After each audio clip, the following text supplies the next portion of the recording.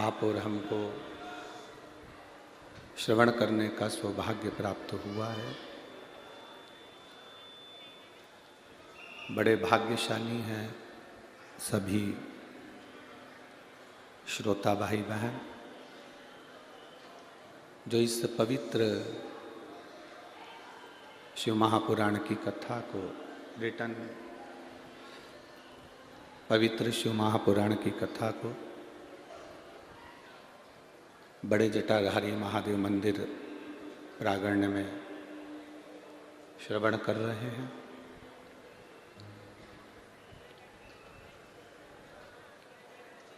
भगवान श्री भोलेनाथ जी की ये पवित्र भूमि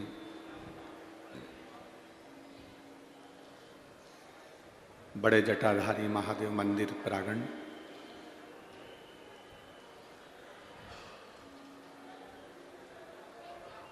जहाँ आप और हम भगवान शिव की पवित्र शिव महापुराण की कथा को 7 दिवसीय श्रवण कर रहे हैं। कथा के मुख्य यजमान श्री भरत नथु जी चौधरी, श्री जगदीश भरत जी चौधरी, श्री तुषार भरत जी चौधरी, चौधरी परिवार एवं संपूर्ण जलगांव के रहनिवासी जिन्होंने इस पवित्र कथा का लाभ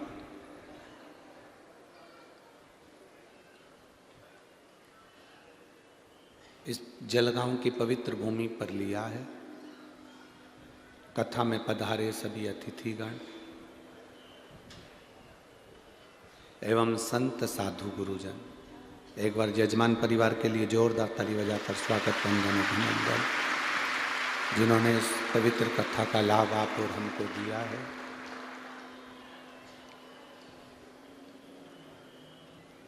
आज कथा का विराम दिवस है।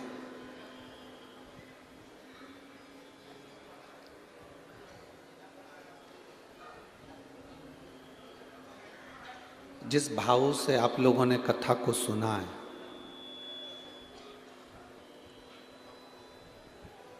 जलगांव की इस पवित्र भूमि पर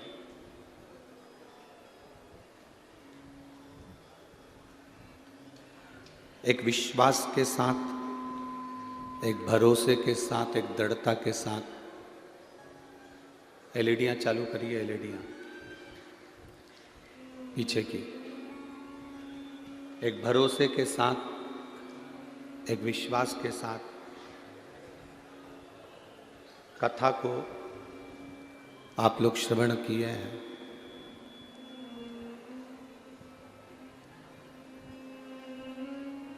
बाबा देवादिदेव महादेव से यही प्रार्थना करते हैं कि आपके विश्वास को मेरे देवादिदेव महादेव सदा बना कर रखें और आपका भरोसा सदा शिव के चरणों में रहे।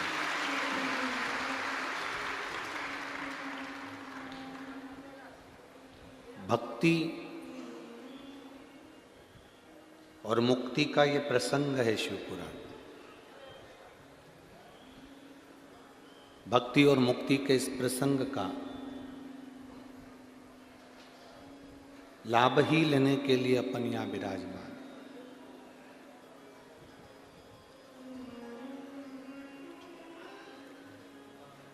कोई तुमसे कह दे कि मुक्त होना सरल है, मुक्त होने में और मोक्ष होने में बहुत अंतर है। आप अपने कर्म से, शरीर से, अपने कार्य से मुक्त हो सकते हो पर मोक्ष नहीं पा सकते।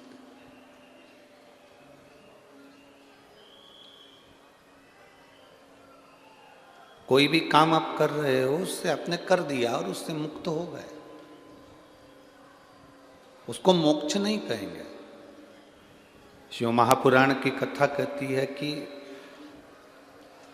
मुक्त होना मतलब एक बार जन्म लिया, दूसरी बार मरने के बाद फिर पृथ्वी पर आ गए, फिर जन्म ले लिया, कभी जलचर में, कभी थलचर में, कभी वायुचर में हमारा जन्म हो गया। 84 लाख योनियां,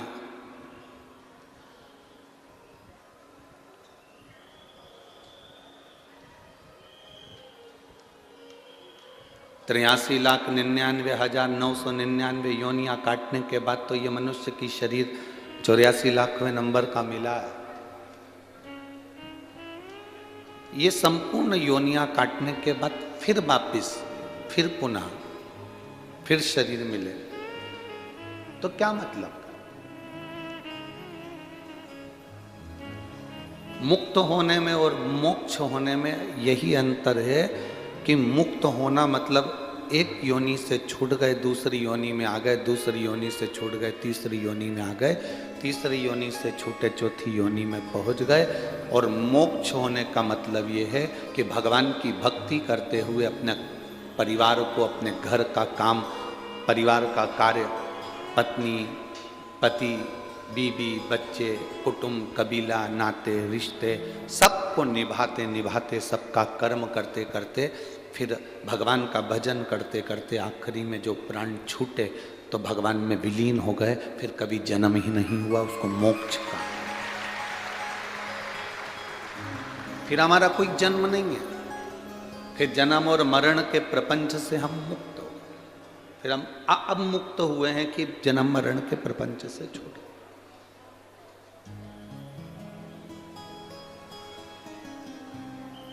जैसे बड़ा बंगला बनाओ तो गाड़ी की पार्किंग बनाना जरूरी होता है। बोलो सही है कि गलत है? अब तुमने बंगला तो बहुत बड़ा बना लिया, घर तो बहुत बड़ा बना लिया और गाड़ी की पार्किंग ही नहीं बनाई, तो गाड़ी बाहर रखी रहेगी तो कोई भी चिल्ला चोट करेगा, अपशब्द कहेगा, गाली देगा, ताने देगा, निकल कर जाएगा तो वो बार बार गाड़ी में हाथ लगाएगा, कुछ ना कुछ प्रॉब्लम देगा, कुछ ना कुछ परेशानी होगा। बंगला बड़ा बन रहा है तो पार्किंग भी बड़ी बनाओ, बिल्डिंग बड़ी बन रही है तो पार्किंग भी बड़ी बनाओ। बंगला बड़ा हो तो पार्किंग भी बड़ी होना चाहिए, जिससे आपकी गाड़ियां अंदर खड़ी हो जाए, कोई उसमें हाथ ना लगाए, कोई अपशब्द ना कहे, कोई ताने ना दे, कोई गाली ना दे, कोई आड़ा तड़ा ना करे। बड़े बंगले में पार्किंग बड़ी बनाना चाहिए, छोटे बंगले में पार्किंग छोटी बनाना चाहिए, पर अपने घर को बनाओ तो पार्किंग जरूर बनाओ। पार्किंग से मतलब है कि जितना बड़ा बंगला बन जाता है उतनी बड़ी पार्किंग होना चाहिए। शिव महापुराण की कथा कहती, जितना बड़ा बंगला बन जाए उतना बड़ा दिल भी बनाकर चलना, जिससे लोग उसमें समा जाए। गाड़ी रखना मतलब दूसरे को समाहित करना। अब बंगला तो बड़ा बन गया, मालूम पड़े पार्किंग ही नहीं है। कोई कहे तुमसे, जलगांव में कथा हो तो हमारे घर आ जाना, बहुत बड़ा बंगला है, बहुत बड़ा घर है, तुम चले भी गए और मालूम पड़े वहाँ तुम्हारे को सम्मान ना मिले, वहाँ तुमको इज्जत ना मिले, कोई प्रेम से ना बोले, दो रोटी तक ना खिलाए, तो ईमानदारी से बोलो बड़ा बंगला होने से कोई मतलब होता है क्या? फिर तो छोटे से घर के बाहर ही ठीक है।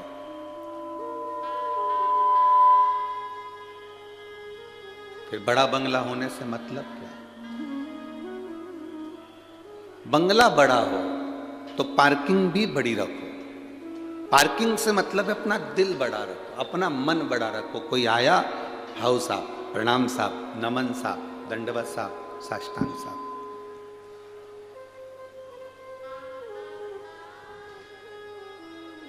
हम बंगले तो बड़े बना रहे हैं, हम घर तो बड़े बना रहे हैं, पर मन हमारा छोटा होते चले जा रहा है। हमारा मन, हमारा दिल छोटा होते चले जा रहा है। जितने बड़े बड़े पद पर हम जाते जाते हैं उतना उतना हम अंदर से छोटे होते चले जाते हैं। आपसे एक बात पूछें, जलगांव की जीजियों और मेरे जलगांव के जीजाओं, आज के समय में मेहमान ज़्यादा आते हैं कि पहले के समय में ज़्यादा आते थे?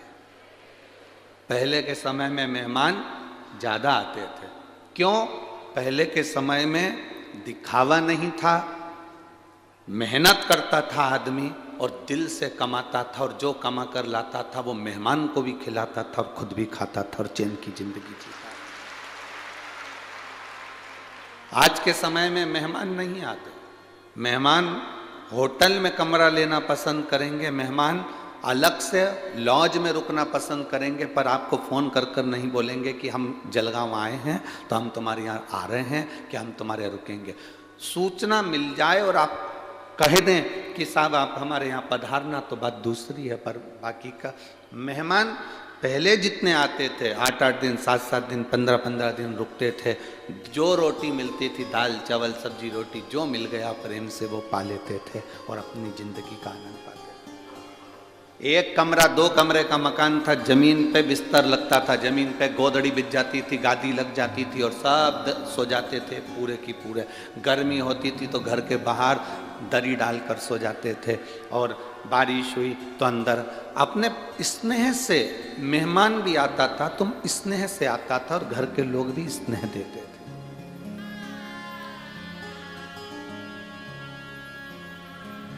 हमने पहले कथा में एक बार कहा था, मकान देखकर किसी के यहाँ मत जाना, अगर किसी के यहाँ जाना तो मन देखकर जाना कि मन अच्छा है।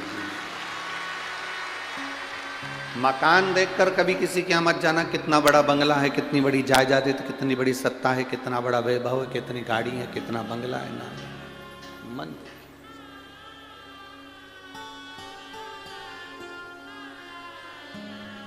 तैतीस कोटि देवताओं में आप देवाधिदेव महादेव के पास जाएं तो ये जानकर जाना कि शिव का मन कितना बड़ा। 33 कोटि देवताओं में आप महादेव के मंदिर में 1 लोटा जल समर्पित करने के लिए जाएं तो ये विचार कर कर जाना कि महादेव के मंदिर में हम जल क्यों चढ़ा रहे।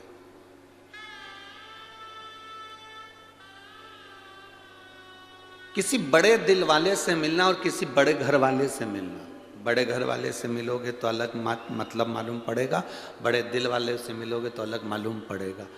मेरा महादेव घर भले बड़ा ना हो, सोने का मुकुट मेरे महादेव का भले ना हो, उसको हीरे के जेवर भले ना पहना हो, मेरा महादेव सांप गले में पड़ा है, कानों में बिच्छू पड़ा है, मस्तक पर चंद्र धरा है, गंगा निरंतर बह रही है, कोई दिखावा नहीं है, कोई दिखावा नहीं। मृग चर्म धारण करा हुआ है मेरा महादेव, सुंदर धतूरे का श्रृंगार है मेरे महादेव का, बेलपत्र एक मस्तक पर शोभित हो रही है, तन पर भस्म रमी है मेरे महादेव की, कोई दिखावा नहीं। महल नहीं बड़ा, सोना चांदी नहीं बड़ा, पर मेरे महादेव के पास में जो गया वो खाली ना गया, उसका दिल बहुत बड़ा, उसका दिल, उसका हृदय बहुत बड़ा, मन बहुत बड़ा, उसकी चित्तवृत्ति बहुत बड़ी।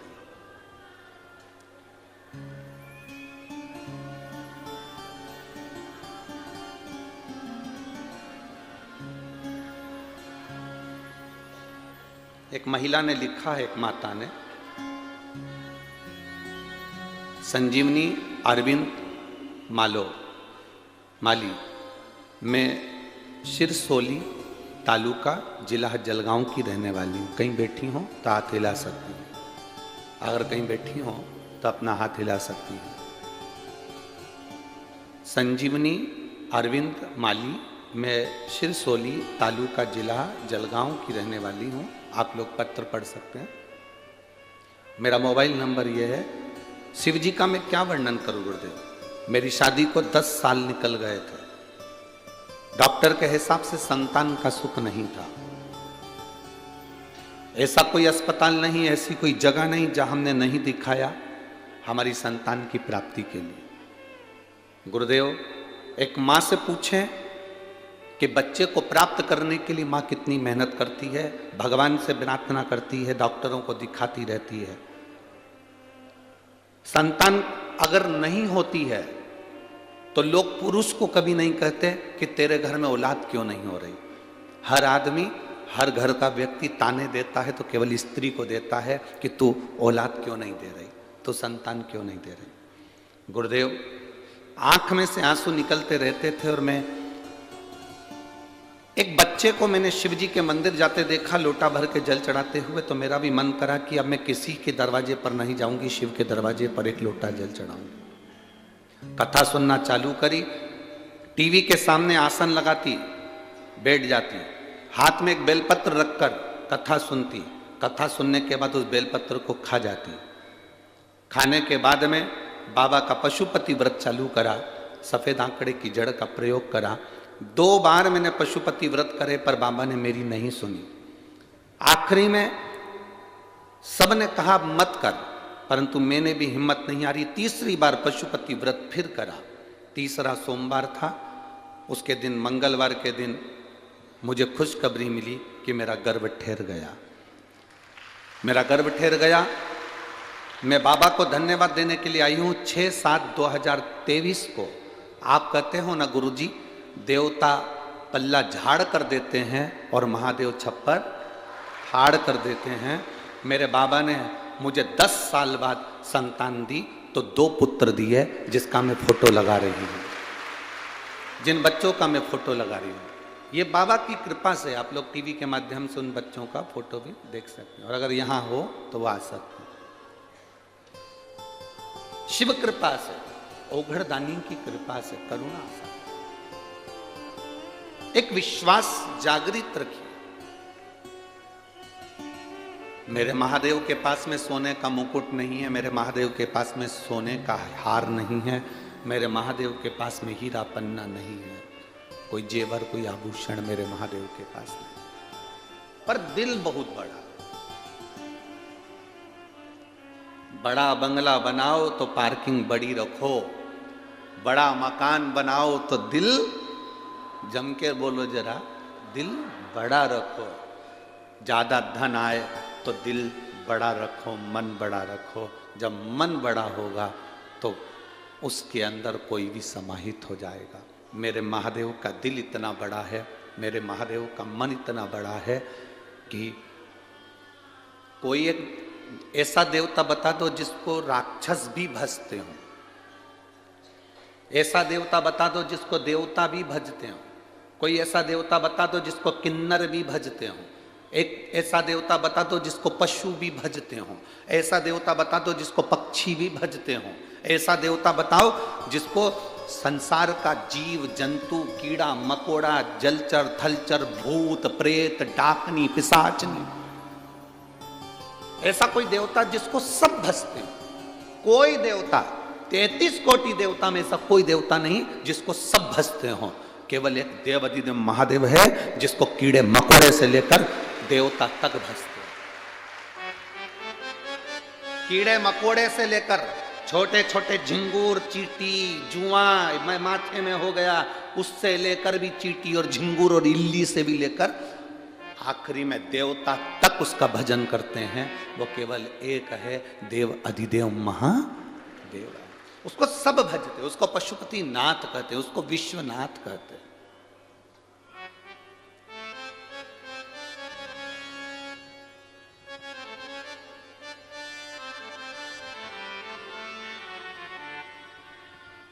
कहेंगे लोगों को, किसी को कोई जगन्नाथ कहेगा, कोई किसी को ये नाथ कहेगा, कोई किसी को वो नाथ कहेगा, पर 33 कोटि देवता में केवल एक देवता है जिसको पशुपति नाथ भी कहा गया कि पशु का देवता है, पक्षियों का देवता है,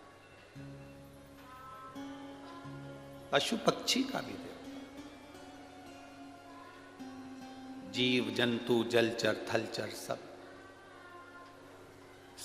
जितने देवी देवता हैं इनकी शादी हुई, शादी में सारे देवताओं को बुलाया गया,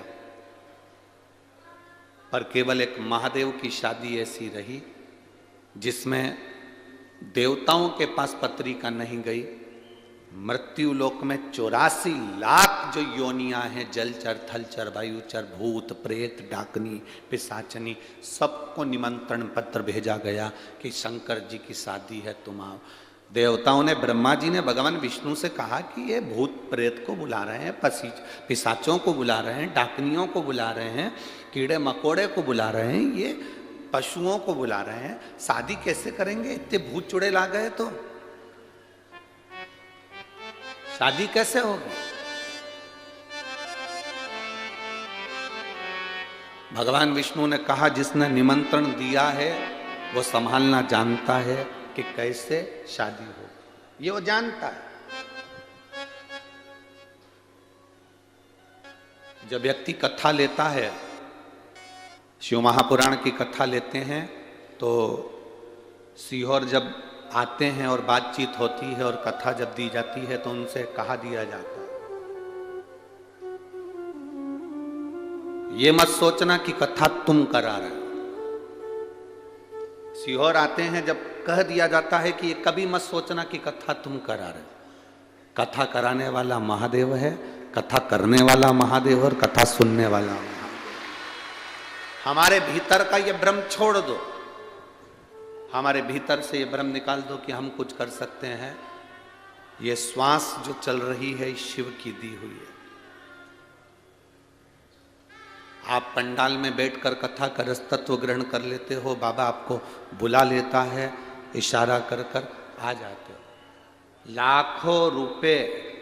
लाखों रुपए कोई राजनेता खर्च करे, बसें लगवाए, गाड़ियां लगवाए, उनको भोजन का टिफिन दे और कुछ दे, तब भी ये इतने सैलाब देखने को तरस जाए कि इतना सैलाब नहीं।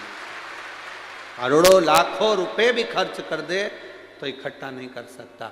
यहाँ किसी को ना तो गाड़ी भेजी जाती है, ना निमंत्रण देने कोई किसी के दरवाजे पर जाता है। ये यहाँ पर जगदीश जी चौधरी बैठे होंगे, उनसे पूछना किसी के यहाँ पत्रिका दी, किसी के यहाँ निमंत्रण दिया, किसी के यहाँ पीला चावल देकर आया कि आप आना साहब। कहाँ से शिव भक्त आते, कहाँ जाते? अभी 11 बजे कथा पूरी हो जाएगी, दोपहर में 1 बजे यहाँ घूम कर देखना। जो आनंद, जो रौनक मेरे बाबा के रहने पर है, मेरे बाबा जब कथा पूर्ण होकर लेकर चले जाते हैं उसके बाद का नज़ारा एक बार घूम कर देखना कि आपको लगेगा कि हम अपने घर चले जा। रहता नहीं व्यक्ति, जो दिख रहा है ये शिव की कृपा से दिख रहा है। शरीर में जो श्वास है ये शिव ही है। हम हर एक में परमात्मा को क्यों नहीं देखते? हम भगवान को 1 लोटा जल चढ़ाने के लिए जाते हैं तो अपने भीतर ये भाव रखिए कि 1 लोटा जल हम किसी प्यासे को भी पिलाना जाना। हम भगवान को 56 भोग लगाना जानते हैं तो अपने भीतर ये विश्वास रखकर चलना, भाव रखकर चलना कि किसी भूखे को हम 2 रोटी प्रेम से खिला सकें। हम किसी भूखे को 2 रोटी प्रेम से खिला सकें, ये भाव लेकर चलें। कल एक माता स्टील का इतना बड़ा डब्बा था और एक एल्युमिनियम का डब्बा था, इतना बड़ा। एक स्टील का डब्बा और एक एल्युमिनियम का डब्बा। एक स्टील का डब्बा था, एक एल्युमिनियम का डब्बा था। एल्युमिनियम के डब्बे में रोटी और स्टील के डब्बे में बेसन, वो कट्ठा बेसन बनता है, बेसन। उसके पास में दोने भी नहीं थे, कागज भी नहीं था, पत्तल भी नहीं थी, प्लेट भी नहीं थी। हम जहाँ ठहरे हैं, सामने चौधरी जी ने जहाँ ठहराया है उसके साइड में रोड की ओर जहाँ गाड़ियों की पार्किंग है, वहाँ वो 2 डब्बे को लेकर बैठ गई और 2 रोटी के ऊपर बेसन रखती जा रही थी और किसी को देती जा रही थी। हमने तुरंत उसी समय पर कपिल महाराज जी को भेजा। हमने कहा कपिल महाराज जरा जाकर मालूम करो कि ये कौन है, कहाँ से आया। उसने अपने गांव का नाम बताया और उसने कहा मेरे पास ज़्यादा पैसे तो नहीं थे, पर मैं जिनके यहाँ काम करती हूँ वहाँ से थोड़ा सा पैसा लाके मेरा मन था कि शिव कथा में आने वाले शंकर के इन भक्तों का मुंह झूठा करा दूं, तो मैं बेसन और रोटी लेकर बेसन और रोटी लेकर 2-2 रोटी उस पर बेसन रखकर दे रही थी। वो जितना लाई हो वो डब्बे में, 4 रोटी हो, 8 रोटी हो, 12 हो चाहे 15 हो। उसका बंगला भले बड़ा नहीं होगा पर उसकी पार्किंग बहुत बड़ी है, दिल बहुत बड़ा, हृदय बड़ा रखिए, दिल बहुत बड़ा रखिए। तुम्हारे घर को देखकर कोई नहीं आता, तुम्हारे मन को देखकर आता है। पहले सास थी तो मेहमान आ जाते थे, ससुर थे तो मेहमान आ जाते थे, बुजुर्ग थे, दादा दादी थे तो मेहमान आ जाते थे।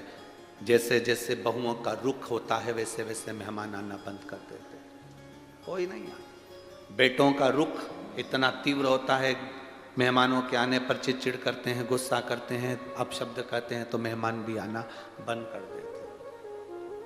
प्रेम परोसो, प्रेम दो। मेरे ओघड़दानी ने, मेरे बाबा भोलेनाथ जी ने जो दिया वो प्रेम से दिया। एक पत्र आया है,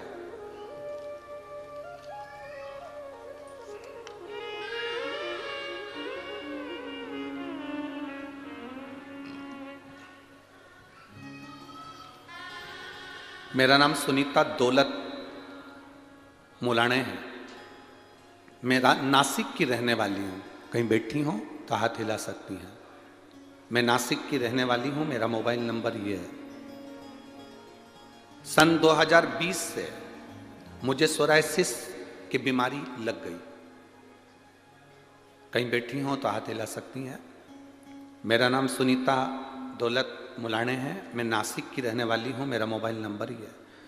मुझे सन 2020 से सोराइसिस की बीमारी लग गई। पूरे शरीर फट जाता था, उसमें से खून निकलना प्रारंभ हो जाता था। बहुत तकलीफ का सामना करना पड़ा। सारे डॉक्टरों को बीमारी बताई पर उसका कोई इलाज नहीं मिल रहा था। सब स्किन स्पेशलिस्ट को जाकर दिखाया, फिर भी उसका इलाज नहीं लगा। जहां जहां बड़े बड़े डॉक्टर हैं, चाहे मुंबई तक हो, हमने इलाज करवाया पर सोराइसिस का कोई इलाज नहीं निकला। तब परिवार के लोगों ने कहा वो टीवी पर मारा जाता है, वो कहता है कि कथा सुनो, कथा का फल मिलेगा। पंडाल में बैठकर 1 मिनट की भी कथा सुनी है और वहां बैठकर स्तुति करी है तो वो सुनेगा। हम नासिक की कथा में पंडाल में पहुंच गए, कथा सुनी, बाबा से प्रार्थना करी, अगर मेरी सोराइसिस की बीमारी समाप्त हो गई तो मैं जहाँ कथा होगी वहाँ सुनने के लिए जाऊंगी। नासिक में पहले दिन की कथा में पंडाल में सुनी, दूसरे दिन की सुनी, पंडाल की ही मिट्टी को शरीर पर लगाया, बाबा से विनय करी। आज मैं बाबा को प्रणाम करने आई हूँ कि मेरी सोराइसिस की बीमारी जलगांव में मैं आई हूँ प्रणाम करने के लिए कि समाप्त हो गई। मैं शिव तत्व को प्रणाम करती हूँ। जो डॉक्टर नहीं दे पाए वो मेरे शंभू ने दिया है, शिव ने दिया। अब अभी नासिक की कथा कब हुई थी, कितनी तारीख को हुई थी, आप अंदाजा लगाइए। एक पत्र और है जो नासिक की कथा का भेजा है।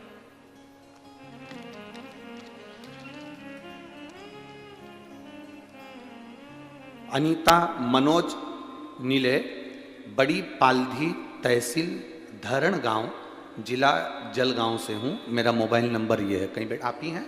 दोनों हाथ हिला दो। बच्चा आया है के साथ में? आप ही हैं? आजा, दौड़ कर आ।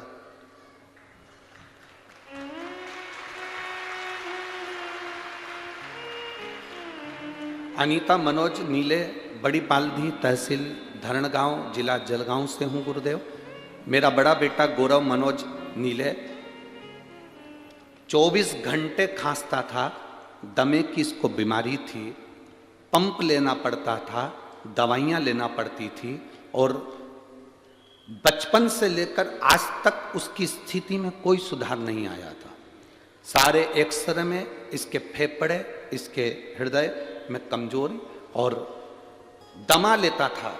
2 कदम भी चलता था तो थक जाता था, बैठ जाता था। खांसी इतनी करता था कि बचपन से आज तक हम देख देख के परेशान हो गए। सारा इलाज करवा लिया। तब किसी ने कहा नासिक में कथा चल रही है, तुम थोड़ी देर चलो, बैठो। हमने नासिक की कथा में पंडाल में बैठकर कथा सुनी। सबसे बेलपत्र मांगी, नहीं मिली। शिव महापुराण का विराम का दिन था। हमने किसी से कहा भैया बेलपत्र नहीं मिले तो जो फूल चढ़ा है वो दे दो। एक फूल गुलाब का मिला, उसकी पंखड़ी मैंने अपने बेटे को बाबा पर चढ़ी हुई बेलपत्र की जगह पंखड़ी खिला दी।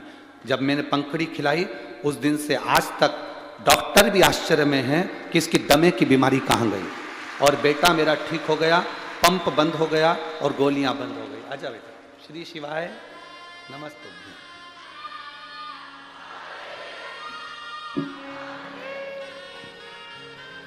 अब मत रो, खुश खुश खुश खुश। खुश? अब तो ठीक है ना?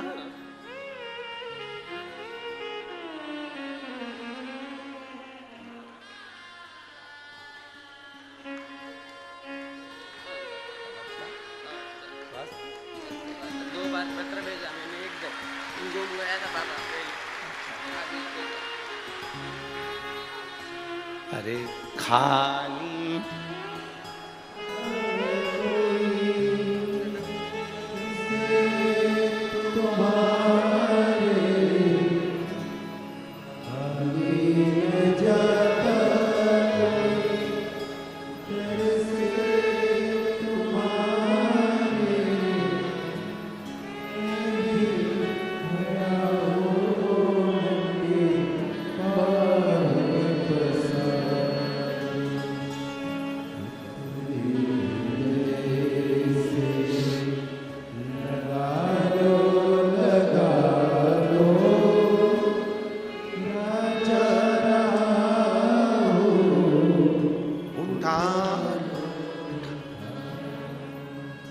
भोले अपने दर से अब गिरा जा।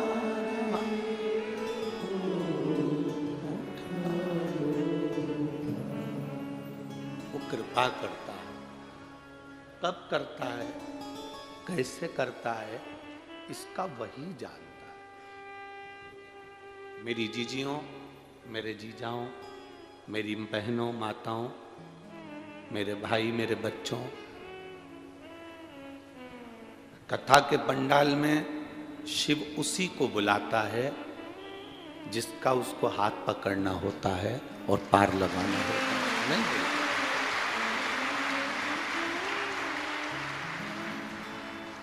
ये पूरी दम लगा लें तो व्यक्ति कथा के पंडाल में नहीं आ सकता। पूरी दम।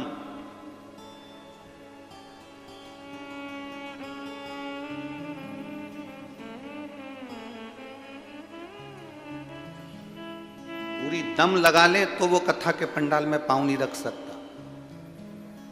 उसी को बुलाएगा जिसको उसको पकड़ना, जिस पर उसे कृपा करना। बिना कृपा के वो बुलाता ही नहीं। उसको करुणा सागर कहते हैं, उसको दया सागर कहते हैं। पक्षी हो, पशु हो, जानवर हो, जलचर हो, थलचर हो, वायुचर हो, सबको वो निभा। यहां कोई शिव महापुराण में ना तो बेल है, ना भभूति है, ना कोई दिखावा, ना कोई नरियल, ना श्रीफल, कुछ नहीं। केवल कथा सुनो, मंदिर जाके एक लोटा जल चढ़ाओ, आपकी समस्या बाबा पूर्ण करेगा। हमारे पास में ना कोई दिखावे का प्रसंग है कि हम तुमको कुछ दे देंगे तो आप निहाल हो जाओ।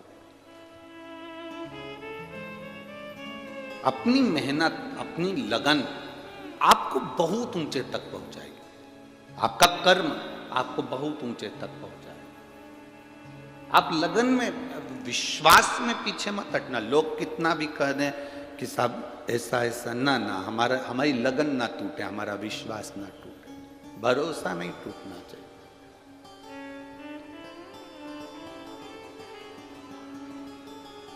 जब विश्वास पूर्ण हो तब मेरा शिव तुम्हें पकड़कर पार लगा देता है। विश्वास की पूर्णता। इस माँ ने अपने बच्चे के लिखा कि मेरा बच्चा बचपन से खांस खांस कर परेशान था और दमा इतना था कि पंप लेता और परेशान रहता। जी शिव है, वो घड़ी है।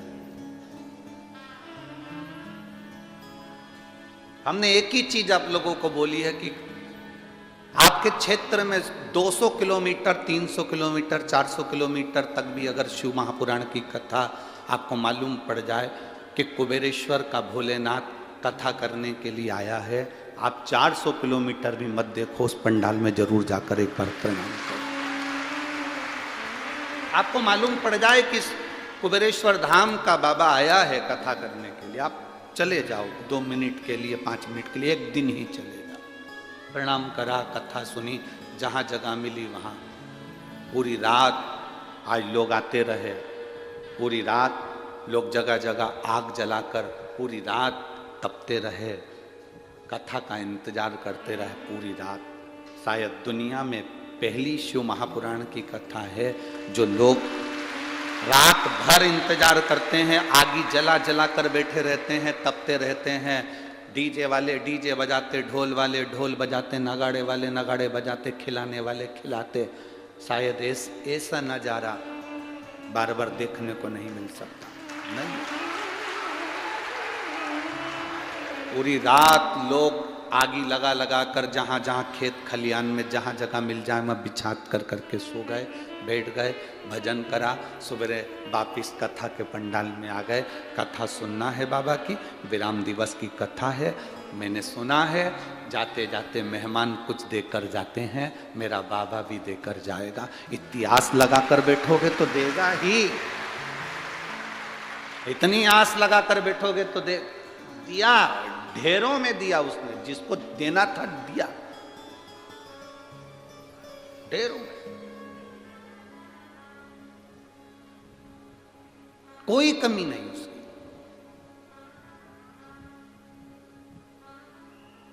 शिव कथा कह रही है,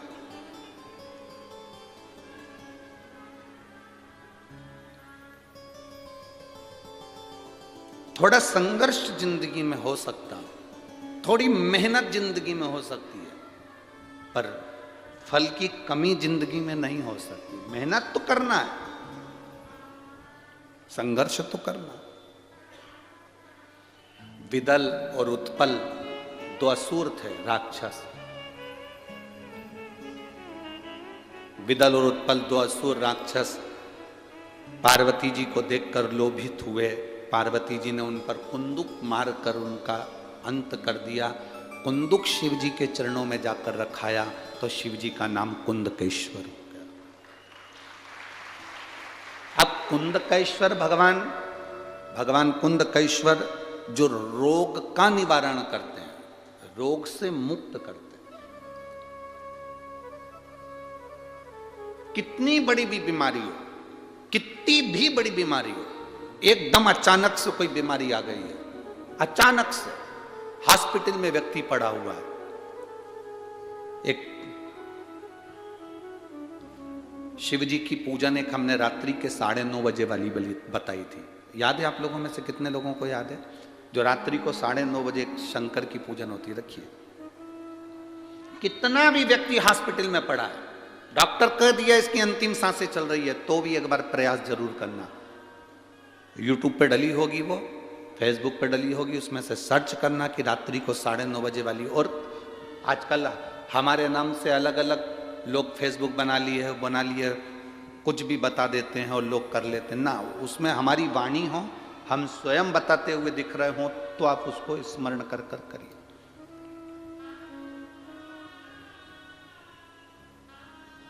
वो रात्रि के 9:30 बजे वाली पूजन का स्मरण।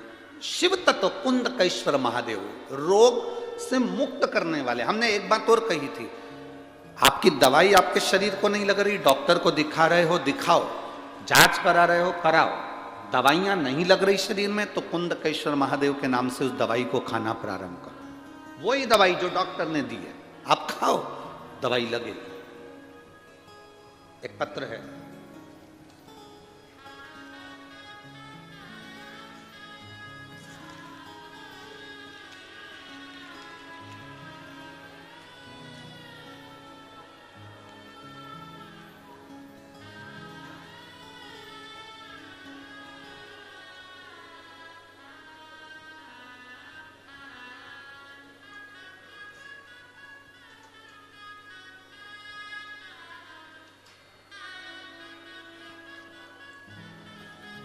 शिवाजी नारायण राठौड़,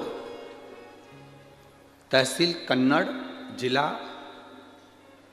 छत्रपति संभाजी नगर, महाराष्ट्र। मेरा मोबाइल नंबर ये है, कहीं बैठे हो तो हाथ हिला सकते हैं, कहीं बैठे हो तो हाथ हिला सकते हैं। आप लोग पत्र टीवी चैनल पर पढ़ेंगे, साथ में अपने अपने मोबाइल या टीवी चैनल पर, आस्था चैनल पर जहां कथा सुन रहे हैं उसमें स्मरण करेंगे। शिवाजी नारायण राठौर, तहसील कन्नड़, जिला छत्रपति संभाजी नगर, महाराष्ट्र। मेरा मोबाइल नंबर ये है। मैं क्या वर्णन करूं गुरुदेव, मेरी तबीयत अचानक बिगड़ गई, मुझे खुद पता नहीं चला कि मेरे साथ हो क्या रहा है। डॉक्टर के पास गए तो डॉक्टरों ने शुगर बताई। 2 दिन बाद तबीयत खराब होने लगी और ज़्यादा तबीयत गड़बड़ हो गई। फिर से डॉक्टरों ने निमोनिया बता दिया, फिर टीबी बता दी, फिर कुछ जांचें रहीं तो और भी बीमारियां उन्होंने बताई। पहले शुगर, फिर टीबी, फिर निमोनिया। अचानक मेरी तबीयत इतनी बिगड़ गई कि मुझे वेंटिलेटर पर रखा गया। 40 गांव के डॉक्टरों तो बीमारी का पता ही नहीं चल पा रहा था। उन्होंने तो हमें कह दिया कि यहाँ इनके बीमारी का इलाज नहीं है। मेरे घर परिवार वालों का तो रो रो कर बुरा हाल होने लगा। तभी मेरे पिताजी ने मुझे छत्रपति संभाजी नगर को अच्छे हॉस्पिटल में एडमिट किया। मेरी बहन बता रही थी कि उसे जल छत्रपति संभाजी नगर लेकर जा रहे थे। जब उसको ले जा रहे थे तब उसकी सांसें, नाड़ी कम गिरती जा रही थी। तभी मेरी बहन ने कहा, गुरुदेव जी बताते हैं पार्थिव शिवलिंग का निर्माण कर उसका पूजन करने से हमारा सब दुख दूर होता है। अगर वो नहीं कर सकते तो यहाँ रात को 9:30 बजे वाला जो पूजन बताया है वो चालू करते हैं। रात्रि को 9:30 बजे वाला पूजन करना प्रारंभ करा। हॉस्पिटल पहुँचे। बाबा की कृपा का हम क्या वर्णन करें गुरुदेव। श्री शिवाय नमस्तुभ्यम कहते कहते बाबा के धाम गए। आज मैं ठीक हूँ और बाबा की कृपा से एकदम ठीक। ना तो मुझे टीवी है, ना मुझे निमोनिया है, मेरे बाबा ने मुझे साध लिया है। ये शिव तत्व है। हालत ऐसी थी जो फोटो में आप देख रहे हो, आप फोटो में देखिए जो हालत उसकी थी और उसके बाद में जो हालत है। शिव तत्व इसी को कहते हैं, शंकर ओघड़ी इसी को कहते हैं। ये शिव तत्व एक विश्वास के साथ, एक भरोसे के साथ, एक दृढ़ता के साथ जब हम शंकर की आराधना करते हैं, शिव हमारे सम्मुख में होता है।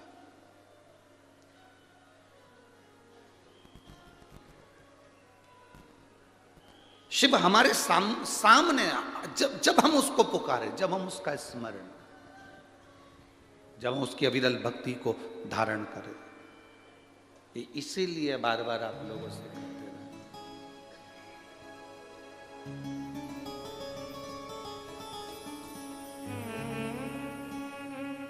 शिव की शरण में आ जा,